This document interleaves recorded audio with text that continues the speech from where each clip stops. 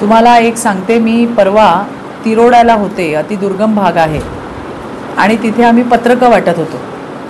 पत्रकं वाटत असताना एक 80 वर्षाची म्हातारी आजी होती, तिच्या तोंडात दात पण नव्हते, पण ती अशी निरखून निरखून बघत होती. मी तिला विचारलं, तुला याच्यात कोण ओळखीचं दिसतंय का? तिने मोदीच्या फोटोवर बोट दाखवलं. मोदी आहेत ना, यांनी आम्हाला घर दिलं. कालची गोष्ट, काल मी देगलूरला होते आणि देगलूरच्या ग्रामीण महिलांचा त्या ठिकाणी मेळावा होता. तिकडे सुद्धा जेव्हा पॅम्पलेट बघितलं आणि सगळे आपले फोटो त्या ठिकाणी होते, माझ्याकडे तो फोटो पण असेल. आजींनी येऊन सांगितलं, हे मोदी आहे, हे आम्हाला जेवण देतात, राशन देतात, यांनी आम्हाला इंजेक्शन दिलं. हे मी काय नाही सांगितलं, हे त्या बायकांनी सांगितलं. मला सांगायचं हे आहे की मोदीजींच्या योजना, मोदीजी कधी देगलूरला आले, मोदीजी कधी तिरोड्याला गेले, पण त्यांच्या योजना मात्र गावागावामध्ये गेल्यात, एवढं मात्र नक्की आहे. आणि त्याचा उदंड असा प्रतिसाद हा जनतेमध्ये आम्हाला पाहायला मिळतोय. पुरुष असू दे, स्त्री असू दे, कुठल्याही जातीच्या महिला असू दे, अगदी मुस्लिम महिलासुद्धा मोदीजींचं गुणगान करताना त्या ठिकाणी आम्हाला पाहायला मिळत आहेत की कशा पद्धतीने मोदीजींनी त्यांच्याही आयुष्यामध्ये बदल आणला. कधी मतांचं बेरजेचं राजकारण नाही बघितलं, नाही मतदान झालं तरी चालेल, पण त्या ठिकाणी या मुस्लिम भगिनींना न्याय मिळाला पाहिजे अशी भूमिका मोदीजींनी घेतली. आज ज्या पद्धतीने अपप्रचार केला जातोय, संविधान बदलणार किंवा काय, हे मोदीजींनी सांगितलं आहे, हे देवेंद्रजींनी सांगितलं आहे. तुम्हाला आम्हाला सगळ्यांना माहिती आहे की जोपर्यंत सूर्यचंद्र तारे आहेत तोपर्यंत संविधानाला कोणी हात लावू शकत नाही. मोदीजी तर परवा म्हणाले की स्वतः बाबासाहेब आंबेडकर आले तर ते सुद्धा संविधान बदलू शकत नाही, एवढं संविधानावर आपण त्या ठिकाणी चालतोय. 80 वेळा संविधानामध्ये बदल केलेला काँग्रेसच याच्या विरोधात बोलतोय, हे आणखीन आश्चर्याची गोष्ट आहे. आणि दुसरी गोष्ट म्हणजे ज्या संविधानाबद्दल काँग्रेस खोटं बोलते, त्या संविधानकर्त्याला सुद्धा 2दा निवडणुकीमध्ये याच काँग्रेसने हरवलं. आणि त्यामुळे आता तुम्ही पाहिलं असेल की मराठवाड्यामध्ये अमितजी शहा येऊन गेले. अमित शहा जे आले त्यांनी पवारांची नकली राष्ट्रवादी, उद्धव ठाकरेंची नकली शिवसेना आणि मोडकळीला आलेल्या काँग्रेसबद्दल त्यांनी उल्लेख केला. तेव्हापासून सगळ्या नेत्यांचे डोके जे आहेत ते फिरलेले आहेत. वाटेल ते बरळतात, वाटेल तसं बोलतात. मोदीजी उद्धव ठाकरे म्हणतात आम्हाला मोदी सरकार नको, मोदी सरकार नाव नाही पाहिजे. पण ज्या मोदी सरकार या नावाची उद्धव ठाकरेला ॲलर्जी आहे, राज्यातल्या 140 कोटी जनतेची फुल मर्जी ही मोदी सरकारवर आहे. त्याच्यामुळे त्यांचा कितीही बोलले, त्यांना आवडो ना आवडो, त्यांना पुन्हा पुन्हा हे ऐकावं लागणार आहे की अब की बार 400 पार, फिर एक बार मोदी सरकार. दुसरा संजय राऊत उद्धव ठाकरेचा, काँग्रेसच्या फडावर नाचणारा, तुणतुणं घेऊन नाचणारा, तुणतुण्या वाजवणारा नाच्या, ज्याने या महाराष्ट्रातल्या एका महिलेचा अपमान केला. बाळासाहेब ठाकरेंचं नाव घेता, छत्रपती शिवाजी महाराजांचं नाव घेऊन राजकारण करता, त्यांची महिलांबाबतची मानसिकता आणि तुमची काय आहे ना, हे त्या ठिकाणी लोकांनी पाहिलेलं आहे. ज्या पद्धतीने नवनीत राणाबद्दल वक्तव्य केलं गेलं, हा निषेध आहे. हा नवनीत राणाचा अपमान नाही आहे, महाराष्ट्रातल्या बाईचा अपमान आहे.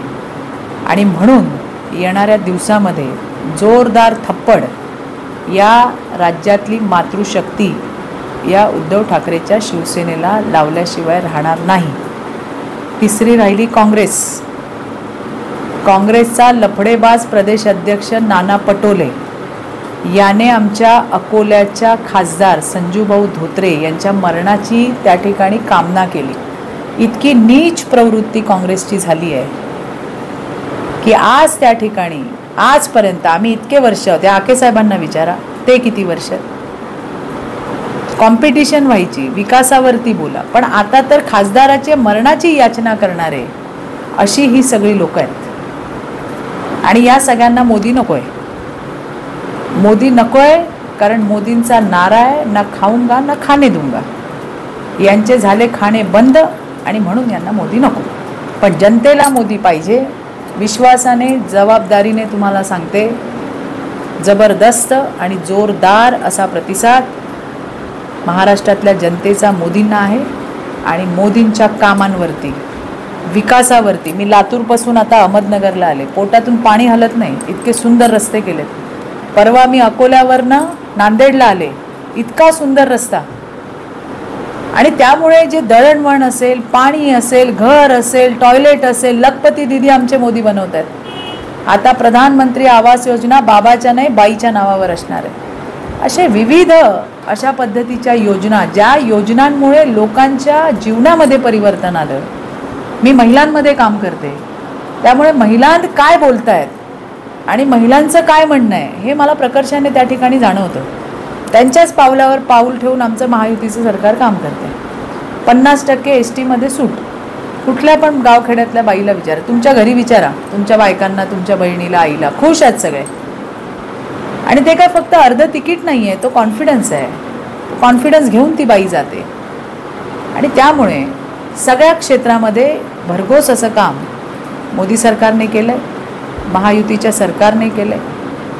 2.5 वर्ष फेसबुकवरचं सरकार या महाराष्ट्राने बघितलं, त्यामुळे कित्येक ठिकाणी आपण मागे राहिलो. पुन्हा एकदा एकनाथराव असतील, देवेंद्रजी असतील आणि अजितदादा असतील यांच्या महायुतीच्या सरकारने, परवाच अमित शहा म्हणले की महाराष्ट्र आज 1 नंबरला आहे. सगळ्यात जास्त निधी महाराष्ट्राने घेतला आहे आणि त्याच्यामध्ये ते काम करत आहे. सो प्रगतीच्या वाटेवर नाही आहोत, प्रगतीच्या एक्सप्रेस हायवेवर आहोत आम्ही. बरं मॅडम, आता तुम्ही ज्या पद्धतीनं स्तुती केली तुमच्या कामाबद्दल, तुम्ही काय काय कामं केली, पण जनतेमध्ये जे महागाईचा सध्या रोष आहे आणि महागाई असेल, नोटबंदी असेल, त्याला तुम्ही महायुती म्हणून काय टॅकल करताय? हेच तर तुम्हाला सांगते मी. नोटबंदी झाली ज्याच्यामुळे काळा पैसा बाहेर आला. आज शेतकऱ्यांच्या खात्यामध्ये 6,000 रुपये मोदीजी देत आहेत. आज कित्येक योजना आपल्यासाठी आहेत. 80 कोटी जनतेला मोफत राशन देत आहेत. कोरोनाचं वॅक्सिन देऊन या देशातल्या लोकांना, जे आता मोदींना शिव्या देत आहेत, त्यांनी मोदींचं वॅक्सिन घेतलं आहे म्हणून जिवंत आहेत शिव्या द्यायला. हे काम मोदीजींनी त्या ठिकाणी केलं आहे. विविध योजना येत आहेत आणि त्याच्यासाठी 2 वर्ष देश पूर्ण बंद असतानासुद्धा, युद्धाची परिस्थिती आहे बाहेर, तरीसुद्धा आज आपला देश मोदीजींच्या स्ट्रॅटेजीमुळे स्टेबल आहे. 25 कोटी जनतेला दारिद्र्य रेषेच्या बाहेर काढायचं काम मोदीजींनी केलं आहे. आणि त्यामुळे काँग्रेसचा तर महागाई हटाव म्हणूनचा, गरिबी हटाव म्हणूनचा तर नाराज होता. 65 वर्ष गरिबी हटाव हटाव म्हणता, गरिबी तर हटली नाही पण गरिबाला तर हटवून टाकलं त्यांनी. आणि मोदीजी आज कुठलीही जात पंथ न बघता महिला, युवक, गरीब आणि शेतकरी यांच्यासाठी काम करतायत. त्यामुळे या दाव्यांमध्ये हे जे विरोधक आता बोलत आहेत, कारण त्यांच्याकडे दुसरं बोलायला काय नाहीच आहे, जे काम करतायत तुम्ही लोकांना विचारा, तेच तुम्हाला उत्तर देते. भारतीय जनता पार्टी पुन्हा सतत आली तर संविधान बदलणार आहेत हे काँग्रेसवाले म्हणतात आणि तुम्ही म्हणता की काँग्रेसवाले खोटे बोलत आहेत. एका दृष्टीने जर बघितलं आपण, 400 पार कशासाठी पाहिजे? ज्या पद्धतीमध्ये काँग्रेसवाले जे सांगतायत ते खोटं आहे. कारण भारतीय जनता पार्टी ही संविधानावर चालणारी पार्टी आहे. ज्या काँग्रेसने आम्ही संविधान बदलणार म्हणून नारा देत आहेत, त्यांनी आत्तापर्यंत 80 वेळा या संविधानामध्ये अमेंडमेंट आणली आहे. आता तर तुम्ही मेल्यानंतर तुमच्या प्रॉपर्टीमधला 50% हिस्सा हा सरकार दरबारी आम्ही जमा करणार और जिसकी जितनी आबादी उसका उतना हक असं म्हणत ती पैसे सगळ्यांना वाटणार, अशा पद्धतीचा नवीन मॅनिफेस्टोमध्ये त्यांच्या आलेला एक त्या ठिकाणचा मुद्दा आहे. आणि जो अतिशय भयानक आहे की आज आपण आपल्या आयुष्यभराची कमाई ही आपली पुढची मुलं बाळं सुखी राहावी म्हणून त्या ठिकाणी आपण कष्ट करत असतो. पण आता या देशातल्या लोकांचा मेल्यानंतरचा 50% हिस्सा हा सरकार दरबारी काँग्रेस जमा करणार आहे आणि तो सगळ्यांमध्ये वाटणार आहे, अशा पद्धतीचा त्यांचा मॅनिफेस्टोचा मुद्दा आहे. आणि त्याच्यामुळेच मला असं सांगायचं आहे की या जे बाता मारतायत हे पूर्णपणे फोल आहे, हे खोटं आहे.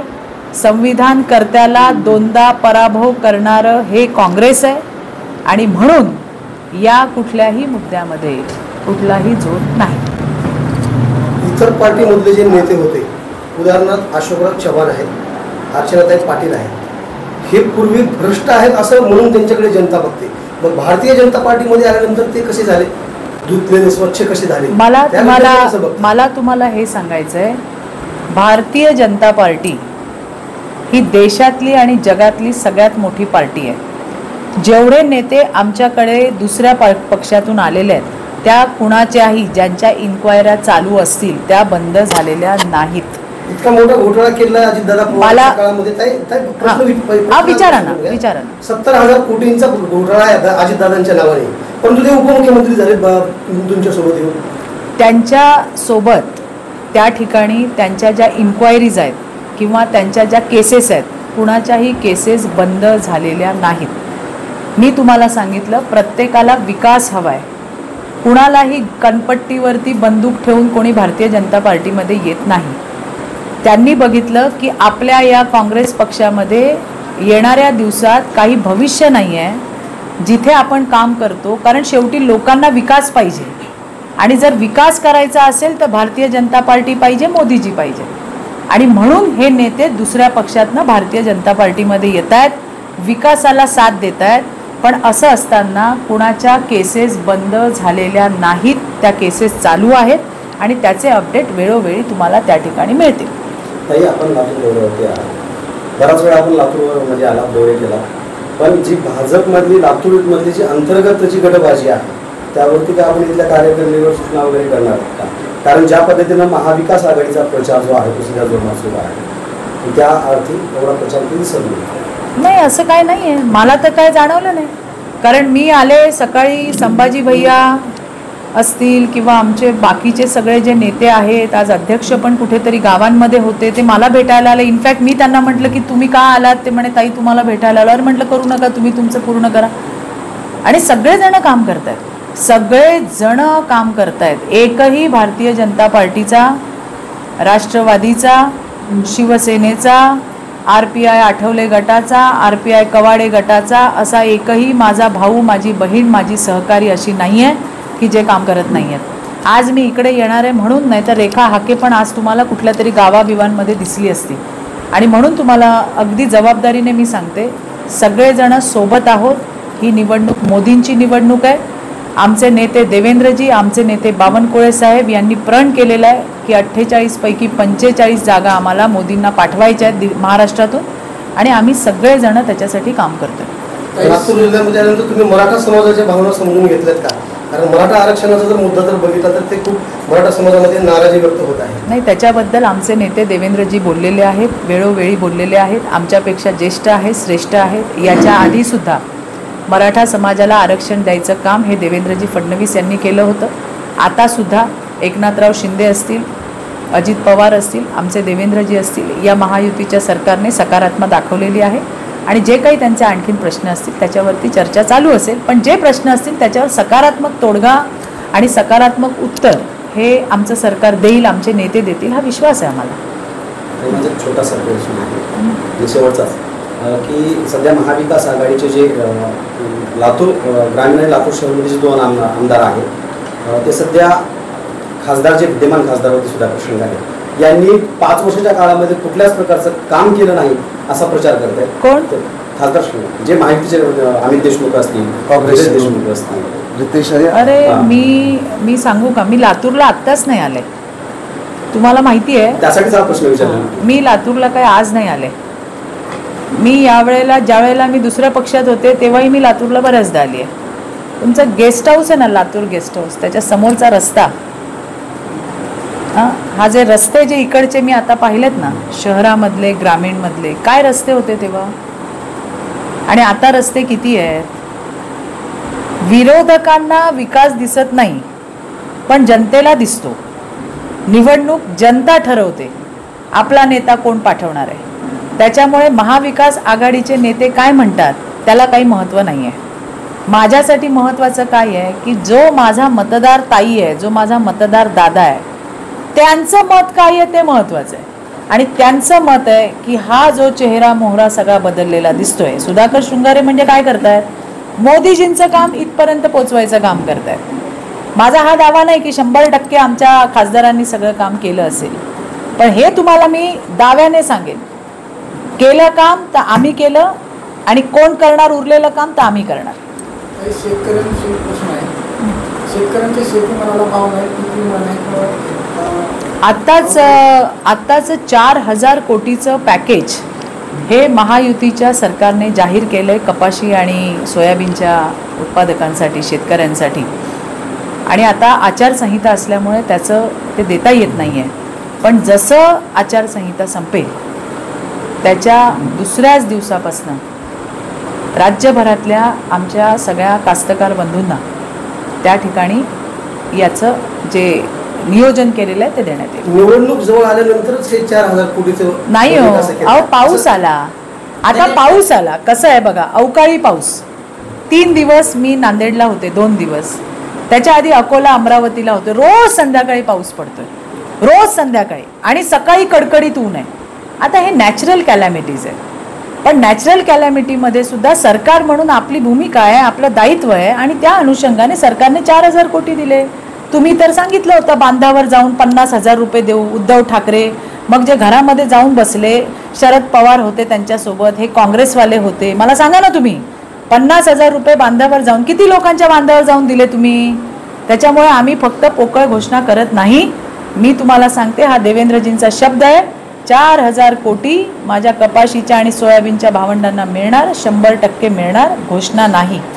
महिलांशी संवाद साधताना तुम्ही स्टेजवरून जितक्या मोदीजींच्या नावाच्या योजना महिलांसमोर सांगितल्या त्या आजच महिलांना काही माहिती झाल्या, म्हणजे तळागाळापर्यंत आजही मोदीजींच्या नावाच्या योजना पोहोचलेल्या नाही. असं नाही, कसं आहे त्याच्यामध्ये मी तुम्हाला सांगते, कार्यकर्ता म्हणून मी कमी पडली असेल. मला धान्य मिळते, मी खाते, राशनवरती जाते, अरे यार काय पैसे नाही आहेत, मोफत धान्य आहे, त्याच्यामुळे लोक येतात घेतात. खूप लोकांना माहिती आहे मोदीजी. मी तुम्हाला म्हटलं, माझा हा अनुभव मी तुम्हाला सांगितला की एका त्या तिरोड्यासारख्या गावातली बाई, देगलूरच्या ग्रामीण भागातली बाई फोटो बघून सांगते, याने घर दिलं मला, याने धान्य दिलं मला, याने इंजेक्शन दिलं मला. आता सांगा तुम्ही मला. आणि या ज्या योजना मी जे तुम्हाला सांगितलं, प्रधानमंत्री मातृवंदन योजना, प्रधानमंत्री पोषण आहार, ह्या योजना आपल्या अंगणवाडी ताईंच्या मार्फत जातात.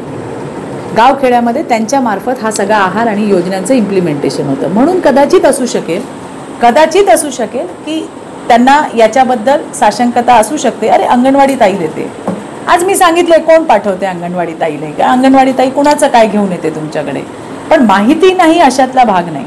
या माणसामुळे मी आज टंबरेल घेऊन रस्त्यावर जात नाही तर संडासात बसते, माझी इज्जत, माझ्या घरातली इज्जत रस्त्यावर जात नाही, टॉयलेटमध्ये जाते, नाव पण इज्जत घर दिलंय. या सगळ्या गोष्टी. हा एक मिनटं तुम्हाला फोटो दाखवते. हा बघा, हा एक फोटो आहे. ही आजी बघा, म्हातारी. हां, आणि मी तिला काय दाखवतेय, पॅम्पलेट दाखवतेय. तिने बोट कुठे ठेवलंय बघा. तर हा इतका टची होता फोटो, आणि कुठे बोट ठेवलंय, मोदीच्या फोटोवर. ही कोण आहे, मोदीने दिलंय. म्हणजे एवढा प्रचार आणि प्रसार आहे. मी कधी गेले हिला भेटायला, किंवा मी कधी सांगितलं, मी जात असताना तिने थांबवलं मला, अरे थांब ग. मी म्हटलं दर हे वाट बरं, तू सगळ्यांना वाटशील का? तर म्हणाली हो मी वाटेन. म्हटलं मग सांग मला आता कोणती? म्हणे बघ मोदी. म्हणजे असं आहे. त्यामुळे प्रचार प्रसार आहे, लोकांना माहिती आहे, विशेषतः महिलांना. देशातली मातृशक्ती आणि महाराष्ट्रातली मातृशक्ती 100% जर कोणासोबत आहे तर मोदींसोबत आहे. हे वाक्य माझं रेकॉर्ड करून ठेवा आणि 4 जूनला माझ्याशी बोला. आता आत्मनिर्भर भारत अशा घोषणा केल्या जात आहेत, किंवा आत्मनिर्भर भारत बनवणार, जागतिक गुरु बनवणार भारताला, अशा पद्धतीच्या घोषणा आहेत BJPच्या. आणि आमच्या लातूर जिल्ह्यामध्ये उभं राहिलेलं कोच फॅक्टरी जे आहे, याचं 2दा उद्घाटन करत दुसऱ्यांदा उद्घाटन जेव्हा केलं तेव्हा ते जर्मनीच्या कंपनीला कुठेतरी त्याच्यामध्ये म्हणजे उत्पादन करण्यासाठीचं निमंत्रण दिलं गेलंय. आणि मग हे भारतातलीच लोक का निर्माण करणार नाहीत, बाहेरच्यांना कॉन्ट्रॅक्ट का दिलं गेलं?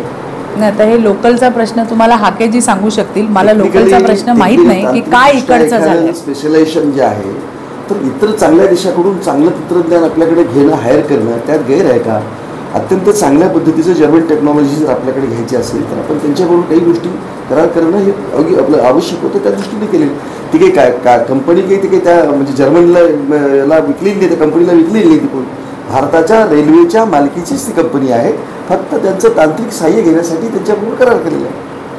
आणि आता दुसरा एक प्रश्न मला असा असणार आहे, आता तुम्ही म्हणताय 4,000 कोटीचं शेतकऱ्यांसाठी पॅकेज दिलं जाणार आहे, तर हे पॅकेज देत असताना किंवा हे देण्यापेक्षा इथल्या शेतकऱ्यांच्या शेतीमालाला भाव न देता बाहेर देशातून कापसाच्या गाठी आणि पाम तेलाची जी आयात केली गेली, तर याच्या मागचं काय कारण सांगा? नाही, मला असं वाटतं की शेतकरीच नाही, सगळ्यांसाठीच बऱ्याच योजना आणि बऱ्याच पॉलिसीवर काम चालू आहे. 10 वर्ष मोदीजींना येऊन झाले आपल्या देशाचं प्रधानमंत्री पद घेऊन. संडास बांधण्यापासून त्यांना सुरुवात करावी लागली.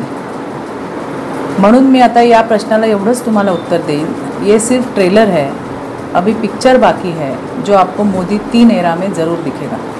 थँक्यू. आजच्या तुमच्या महिला मेळाव्यामध्ये जेव्हा मेळाव्याला सुरुवात झाली किंवा शेवट झाला, ह्या दोन्ही वेळेस जय श्रीरामचे नारे दिले गेले. तर तुमच्या या मेळाव्यामध्ये मुस्लिम महिला सुद्धा उपस्थित होत्या, त्याचबरोबरीनं बौद्ध महिला सुद्धा उपस्थित होत्या. त्यामुळे यांचे मन दुखावली जाणार नाही ना, असं काय नाही. म्हणजे असं काय? एकच जय श्रीराम जाणार, मग त्या ठिकाणी तुम्ही जय भीम सुद्धा म्हणायला पाहिजे होतं किंवा नाही, राहिलं असेल माझ्याकडे. मी काय असं डोक्यात घेत नाही की तुम्ही कुठल्या जातीच्या लोकांकडे मी चालली आहे. माझ्या भाषणाची सुरुवात ही डॉक्टर बाबासाहेब आंबेडकरांना अभिवादन करून असते. धर्माच्या ब्रीदवाक्यावरून सुरुवात होते, शेवट होते असं वाटत नाही का? नाही, कशाला. राम सगळ्यांचे आहेत. मी जिकडे जाते त्या ठिकाणी मुस्लिम मेळाव्यामध्ये पण मी जय श्रीरामचे नारे दिलेत आणि महिला आणि पुरुषांनी सगळ्यांनी हात वर केलेत. तुम्ही असं त्याच्याकडे वेगळ्या नजरेने बघता, मी नाही बघत. मी कधीच कुठल्या बाईला माझी जात काय आहे हे कित्येक लोकांना माहीत नाही आणि मी कधी कोणाला विचारलं नाही का तुझी जात काय आहे. ही बाई आहे, ही माझ्या जातीची आहे, मग ती हिंदू आहे का मुस्लिम आहे का ती दलित समाजाची आहे, ती माझी बाई आहे आणि मला तिच्यासाठी काम करायचं आहे. आजपर्यंत कोणी ऑब्जेक्शन घेतलं नाही. बाबासाहेब महामानव डॉक्टर बाबासाहेब आंबेडकरांनी आमच्या जातीवरती म्हणजे महिलांच्या जातीवर जे उपकार केलेत ना, ते आजपर्यंत कोणी केले नाही. आणि जर त्यांनी आम्हाला मतदानाचा अधिकार दिला नसता तर आज आम्हाला कोणी विचारलं नसतं. ही या देशातली बाई कधी विसरणार नाही, मी तर कधीच नाही. तुम्ही कधी खेरांचं प्रबुद्ध म्हणून पुस्तक आहे, भा द खेरांचं प्रबुद्ध पुस्तक आहे, वाचा एकदा. डोळ्यातून पाणी येतं की या समाजासाठी बाबासाहेबांचं योगदान काय आहे. आम्ही फक्त बोलत नाही, आम्ही ते आत्मसातसुद्धा करतो. आणि म्हणून मी नेहमी म्हणते या देशात 2च माणसं ज्यांनी महिलांची ताकद ओळखली आणि काहीतरी केलं, ते बाबासाहेबांनी नसतं दिलं तर आज मोदी काही करू शकले नसते आमच्यासाठी. बाबासाहेबांनी आम्हाला मतदानाचा अधिकार दिला आणि मग आज मोदीजींनी आम्हाला मुख्य प्रवाहात त्या ठिकाणी आणले. फार मोठी गोष्ट आहे. मोदीजींनी मुख्य प्रवाहात महिलांना आणलं, पण जेव्हा नवीन संसदेचं उद्घाटन होत होतं तेव्हा राष्ट्रपती असलेल्या द्रौपदी मुर्मू मात्र त्या उद्घाटन सोहळ्यामध्ये दिसल्या नाही. याचं काय? मला माहीत नाही. मी महाराष्ट्राची कार्यकर्ता आहे, महाराष्ट्रात काम करते आणि त्या ठिकाणी आमच्यातल्या जातीतल्या एका बाईला सर्वोच्च पदावर बसवलं, याचा आम्हाला सगळ्यांना अभिमान आहे.